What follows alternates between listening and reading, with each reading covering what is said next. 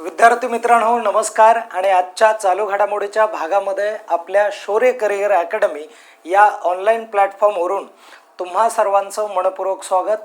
आणि विद्यार्थी मित्रांनो स्पर्धा परीक्षेमध्ये आपल्याला चालू घडामोडीचा चांगल्या पद्धतीने अभ्यास व्हावा म्हणून आम्ही आपल्या चॅनलवरती दररोज सकाळी एक लेक्चर अपलोड करत असतो आणि या लेक्चरमध्ये तुम्हाला 10 प्रश्न दैनंदिन व्यवहारामध्ये तुम्हाला शिकता येतात आणि दररोजचे महत्त्वाचे आणि इम्पॉर्टंट असलेले जे काही प्रश्न असतात हे प्रश्न तुमच्यासाठी खूप गरजेचे असतात आणि एक्झाम ओरिएंटेड असतात आणि त्यासाठी मी असिस्टंट प्रोफेसर रमेश घोरपडे। विद्यार्थी मित्रांनो या पहिल्या प्रश्नाविषयी आपण जाणून घेऊयात, काय प्रश्न आहे समजून घेऊ।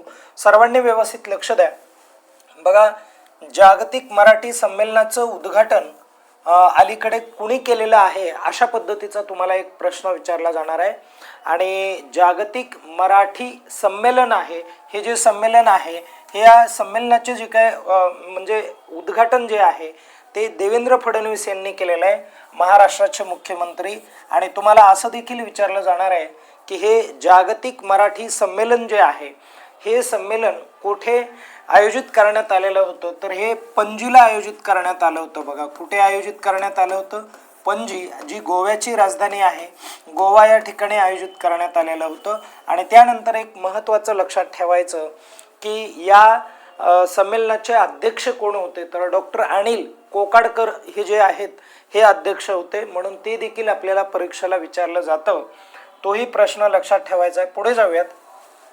शोध मराठी मनाचा 21वे जागतिक मराठी संमेलन कोणाच्या हस्ते आयोजित करण्यात आलेला आहे, अशा पद्धतीचा एक प्रश्न तुम्हाला विचारला जाणार आहे।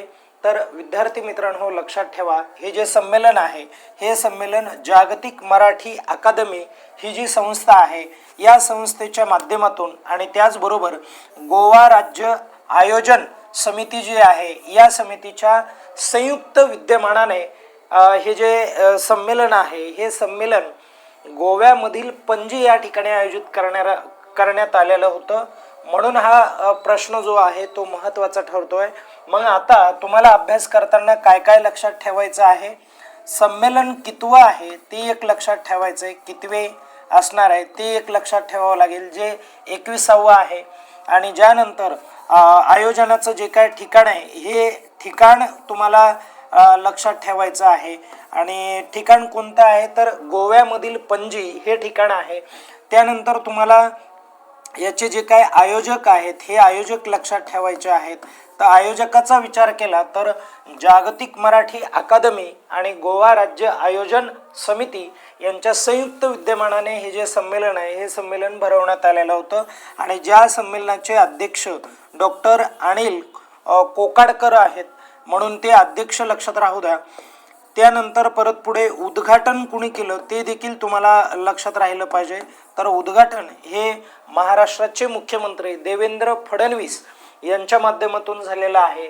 तर एवढे जे काय पॉईंट आहेत हे सर्व पॉईंट आपल्याला या ठिकाणी या प्रश्नाच्या रिलेटेड आपल्याला माहिती असणं खूप गरजेचे आहेत, कारण या पॉईंटवरच तुम्हाला नंतरच्या काळामध्ये कुठेतरी प्रश्न विचारला जाणार आहे।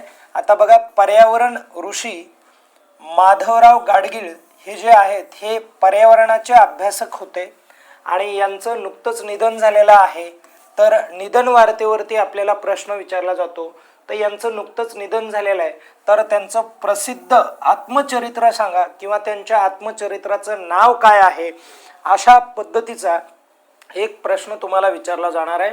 तर त्याचं करेक्ट उत्तर काय आहे, तर सह्या चला आणि मी एक प्रेम कथा, अशा पद्धतीचं हे जे आत्मचरित्र आहे हे त्यांचं आत्मचरित्र आहे। आणि ज्या आत्मचरित्रामध्ये पर्यावरणाच्या निगडीत असलेल्या ज्या काही गोष्टी आहेत, घटना आहेत, यांचं वर्णन त्यांनी त्यांच्या आयुष्यामधील केलेलं आहे, अशा पद्धतीचं ते आत्मचरित्र आहे। त्यानंतर पुढे चला। बघा, राज्य सरकारने विधिमंडळातील शिस्त व समन्वय राखण्यासाठी मुख्य प्रतोदांना कोणत्या दर्जाचा अधिकार दिलेला आहे, तर त्यांना प्रामुख्याने मंत्रिपदाचा अधिकार दिलेला आहे। मित्रांनो लक्षात राहू द्या, प्रतोद म्हणजे काय ते एकदा क्लिअर करून घेऊयात, बारकाईने ऐका। बघा, लक्षात ठेवा काय असतं माहिती आहे का, की जसं केंद्रामध्ये आहे तसंच राज्यामध्ये आहे. राज्यामध्ये जे विधिमंडळ आहे बघा, ओके, विधिमंडळ जे आहे या विधिमंडळाचे प्रामुख्याने दोन काय असतात इथे, तर सभागृह असतात. मग त्या दोन सभागृहाचा विचार केला, एक आहे विधानसभा आणि दुसरा आहे विधान परिषद. ओके, विधान परिषद. मग मित्रांनो थोडंसं समजून घ्या. आता असं आहे तर इथे आपण एक क्लिअर केलं पाहिजे,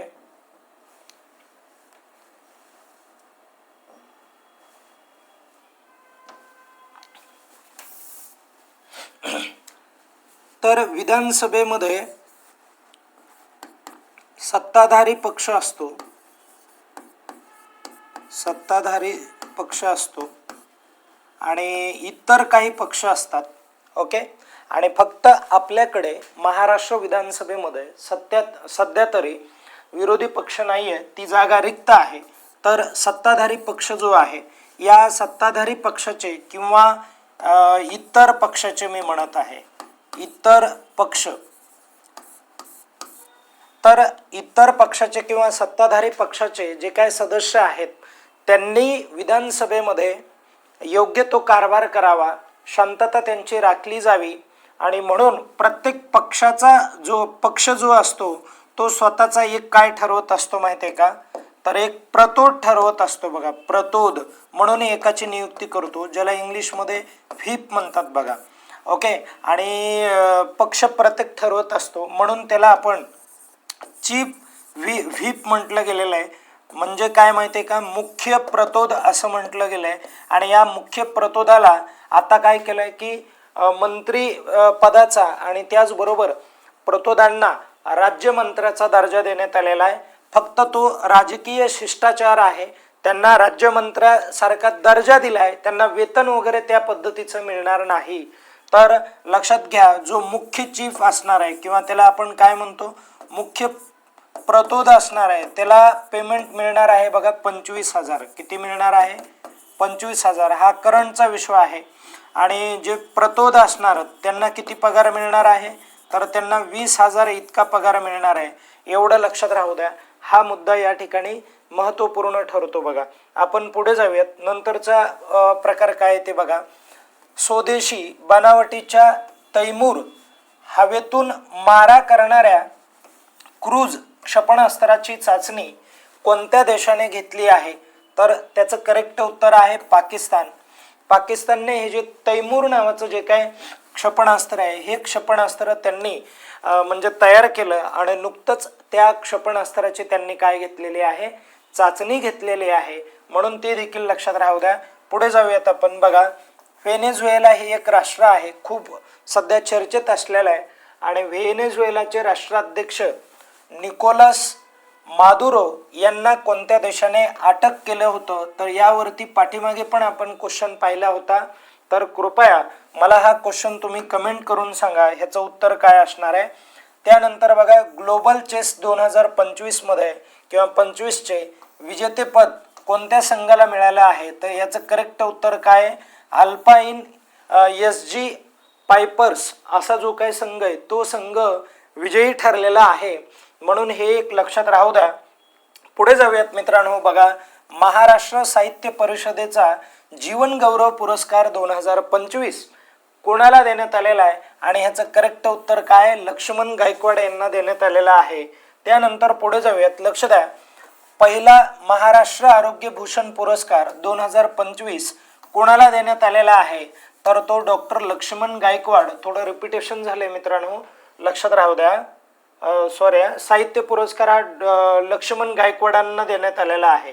तर आरोग्य पुरस्कार हा त्यांना नाही, तर आरोग्य पुरस्कार डॉक्टर रवींद्र आणि डॉक्टर स्मिता कोल्हे यांना देण्यात आलेला होता. बरं का, व्यवस्थित लक्षात राहू द्या. हा एक महत्त्वाचा मुद्दा आहे.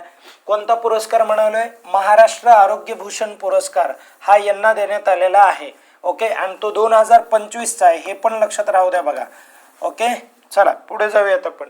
एक शेवटचा प्रश्न, दरवर्षी जागतिक युद्ध अनाथ दिवस हा कधी साजरा केला जातो, तर त्याचं करेक्ट उत्तर काय, 6 जानेवारी आहे. आणि विद्यार्थी मित्रांनो लक्षात राहू द्या, 6 जानेवारी अशी खूप महत्त्वाची तारीख आहे.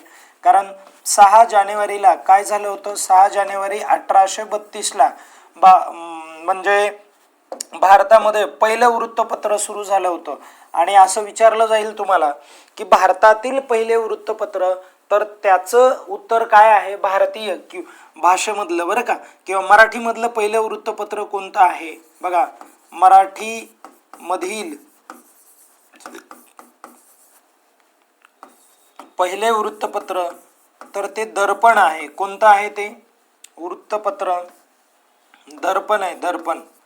लक्षात राहू द्या बघा, दर्पण. आणि तुम्हाला असं विचारलं जाईल दर्पणचे काय विचारले जातील, तुम्हाला संपादक विचारले जातील, तेही सांगता आलं पाहिजे बघा. दर्पणचे संपादक, दर्पणचे संपादक कोण आहेत, तर दर्पणचे संपादक मित्रांनो बाळशास्त्री जांभेकर आहेत. बाळशास्त्री जांभेकर आहेत.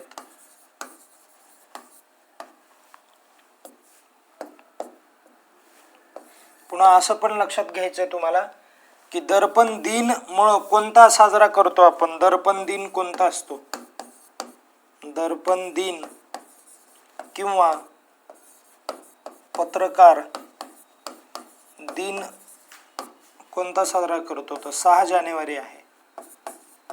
किती जानेवारी? 6 जानेवारी हा दिवस आहे. म्हणजे एवढे आपल्याला प्रश्न परीक्षेसाठी वारंवार विचारलेत, म्हणून ते चांगलं लक्षात ठेवा. आणि हे पण लक्षात ठेवा, हे जे दर्पण आहे या दर्पणची भाषा कोणती होती, तर हे दर्पण जे न्यूजपेपर आहे, हे न्यूजपेपर दोन्ही भाषांमधून प्रकाशित व्हायचं. एक तर ते इंग्लिशमधून व्हायचं मित्रांनो, आणि त्याचबरोबर मराठीमधून पण व्हायचं. लक्षात राहू द्या, मराठीमधून पण. आणि त्याचं सुरुवातीचं स्वरूप काय होतं, ते साप्ताहिक होतं. काय होतं ते? साप्ताहिक होतं. आणि नंतर त्याला दैनिक करण्यात आलं बघा. काय करण्यात आलं? दैनिक. आणि हे नंतर बंद होतं. यासाठी ते बंद होतं कारण लोकांना न्यूजपेपर म्हणजे काय हेच माहिती नव्हतं. आणि म्हणून वाचकांचा जो काय समूह आहे किंवा वाचकांचा जो काय क्राऊड आहे तो त्या मानाने खूपच कमी होता, आणि म्हणून ते बंद पडलं बघा. लक्षात राहू द्या, अशा प्रकारचं ते एक हे आहे. म्हणून हा इथे आपल्याला प्रश्न हमखास विचारला जाईल. ओके, या ठिकाणी आपण थांबूयात. आजच्या भागामध्ये एवढेच क्वेश्चन असतील आणि उद्या परत भेटणार आहोत. तत्पूर्वी स्वतःची काळजी घ्या आणि अभ्यास चांगला करत राहा. धन्यवाद.